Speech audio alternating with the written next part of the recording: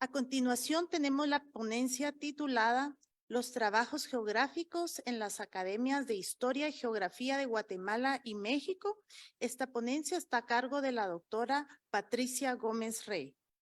La doctora Patricia Gómez Rey obtuvo la licenciatura, la maestría y el doctorado en Geografía por la Universidad Nacional Autónoma de México. Asimismo, cursó estudios de doctorado en la Universidad de Barcelona, España. La doctora Gómez Rey ha sido catedrática y coordinadora del Colegio de Geografía, catedrática del Departamento de Historia del Sistema de Universidad Abierta y Educación a Distancia, así como en la maestría en docencia para la educación media superior.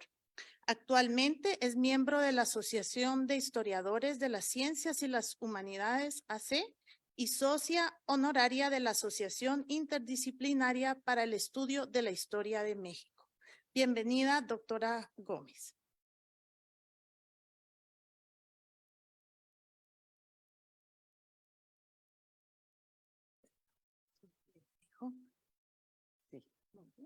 Muchas gracias, muy buenas tardes.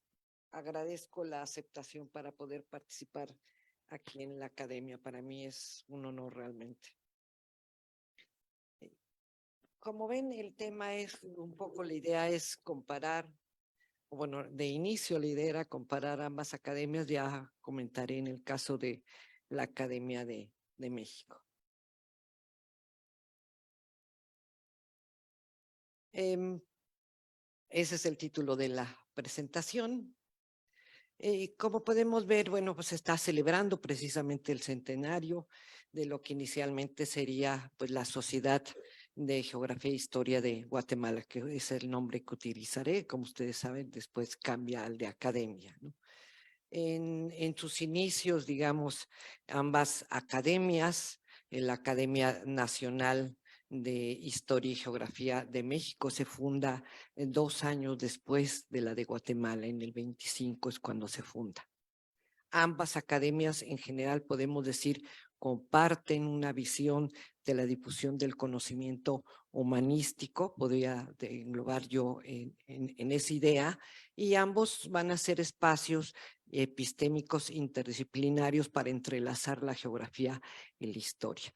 Pero bueno, en el caso de los temas de geografía haré algún comentario, una reflexión final, pero digo, comparten ciertos objetivos y ambas también pretenden tener un carácter regional. Siento que en el caso de Guatemala más hacia una proyección hacia Centroamérica, y tal vez la de México pretenciosamente quería tener un liderazgo a nivel de América Latina, como comentaré yo. Sería, digamos, arrogante de mi parte empezar a comentar cuáles son los objetivos, digamos, fundacionales de la Sociedad de Geografía e Historia de Guatemala. En su primer número de los anales podemos ver ampliamente cuáles son esos objetivos. Aquí en la diapositiva podemos ver algunos de ellos, como es el levantamiento de la mapa catastral de la República, la organización de la estadística, la formación del diccionario geográfico y estadístico, y digo, ahí están, digamos, resumidos.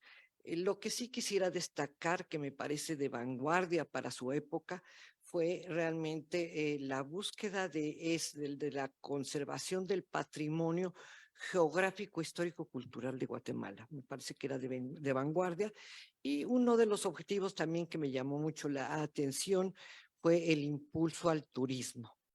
Mientras en el caso de México se está hablando de dar a conocer la República para la explotación de los recursos naturales, para la llegada de la inversión extranjera, aquí se está hablando del turismo, ¿no? Como ya una actividad económica, pero para dar a conocer todas esas riquezas de Guatemala.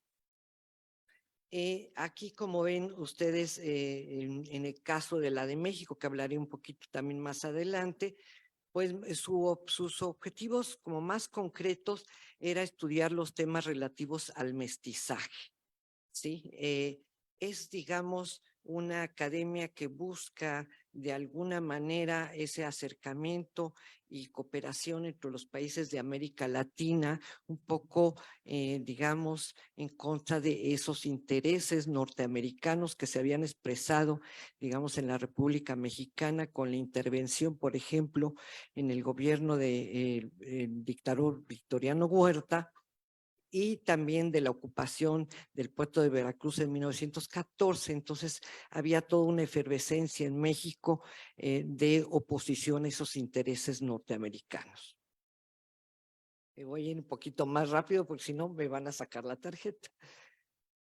Entonces digo, pero es de destacar, ¿no? Esta idea de promocionar el turismo. Sobre los temas, digamos, geográficos que aparecen en el caso de los anales, voy a hablar primero. Destacan los fenómenos volcánicos, por supuesto, porque eran los que tienen un mayor impacto en la población en aquella época.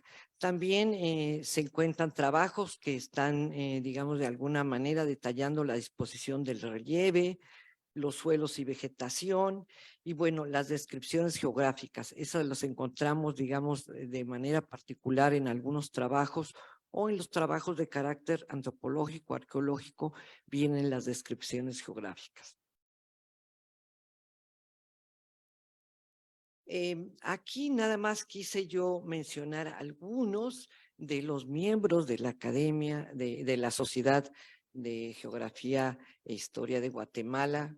Ustedes saben que escribieron algún trabajo relacionado con geografía, ¿sí?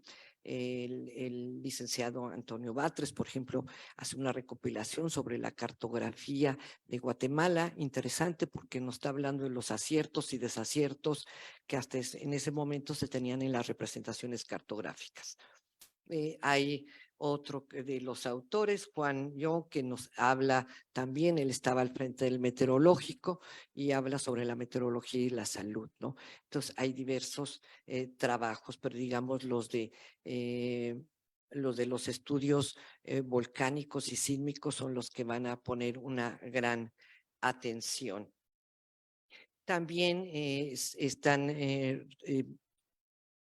atentos a lo que se está publicando en el extranjero y también lo van a reproducir dentro de los anales, ¿no? Como fue el caso de un artículo que aparece en un semanario mexicano, La Antorcha, escrito por José Vasconcelos, que habla sobre el Belice guatemalteco, ¿no? Entonces, también mandan una carta a la National Geographic, en donde encuentran un error en los mapas de Guatemala y Honduras, entre Guatemala, el límite fronterizo entre Guatemala y Honduras.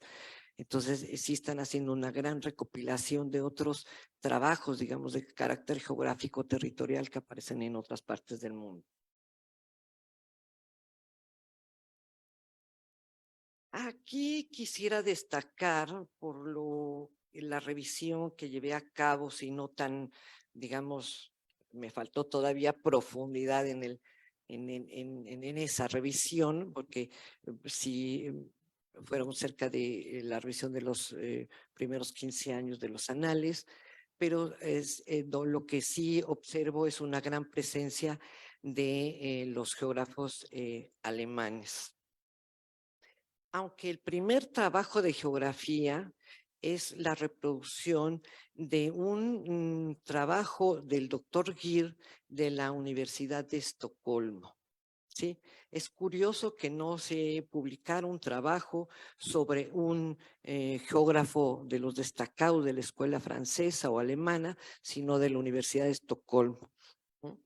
Se llama Métodos y la clasificación de geografía. Es como el primer trabajo que se publica para dar entrada y pues darle, digamos, respaldo a la misma sociedad que llevaba por nombre Sociedad de Geografía e Historia. Pero ya revisando los demás trabajos, sí hay una gran presencia de los geógrafos alemanes. Yo podría decir que son los geógrafos alemanes latinoamericanistas. Aquí, como pueden ver, está Karl Schapper, son varios trabajos que aparecen de él. También está Franz Termer, que va a ser alumno y por algún tiempo discípulo de Schaffer, ¿no? Si continúa, digamos, su escuela, y son profesores que hasta lo que noto yo, si no mal recuerdo, Schaffer va a ser socio honorario de la sociedad, ¿no?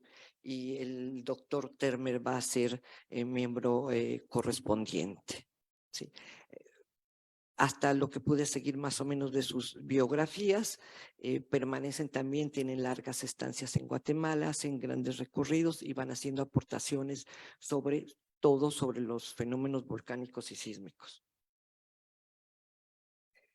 Aquí también abajo hay el nombre de otros, como el de Frank Helmut, perdón mi pronunciación, Leo Weibel, Joseph Lenz, son otros de los geógrafos que van a estar presentes, de los geógrafos alemanes. Leo Weibel también va a viajar en el caso de México.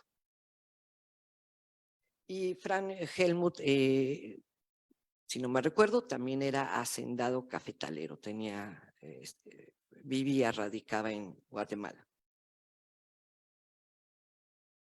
Aquí quise ponerles algunas imágenes de las que pude encontrar, que creo que son fotografías importantes de la época. Ahí están mismo las fuentes de donde obtuve esas imágenes. Y bueno, hacia 1935, o sea, casi 10 años después de la aparición de los anales, que viene pues publicando los trabajos de los alemanes, va a llegar también los norteamericanos, ¿no? En particular encuentro en 35, en donde están varios trabajos de los norteamericanos, ¿no? Seguramente si siguiéramos la ruta, digamos, de los siguientes números hacia los 1940, 45, seguramente también los encontraríamos, ¿no? Aquí hablaríamos de los geógrafos norteamericanos, latinoamericanistas, ¿no?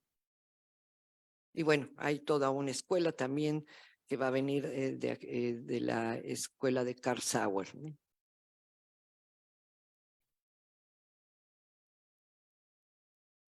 Y sí quisiera mencionar que la gran parte de los trabajos tienen ilustraciones, ¿no? Estos trabajos geográficos, fotografías, diagramas, mapas muy detallados, ¿no? Son unas pues imágenes tomadas de esos trabajos. Ahora, otro aspecto muy importante es que estos autores, tanto los alemanes como los de Guatemala, van a recuperar digamos, las descripciones, las narraciones de los pobladores, ¿no? De cómo habían vivido los fenómenos sísmicos o algún tipo de actividad volcánica que se presentara, ¿no? Las vivencias de los pobladores.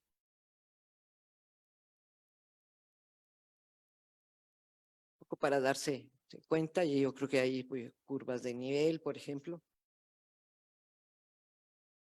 Todavía no me han puesto la tarjetita amarilla, entonces pero me voy a apurar.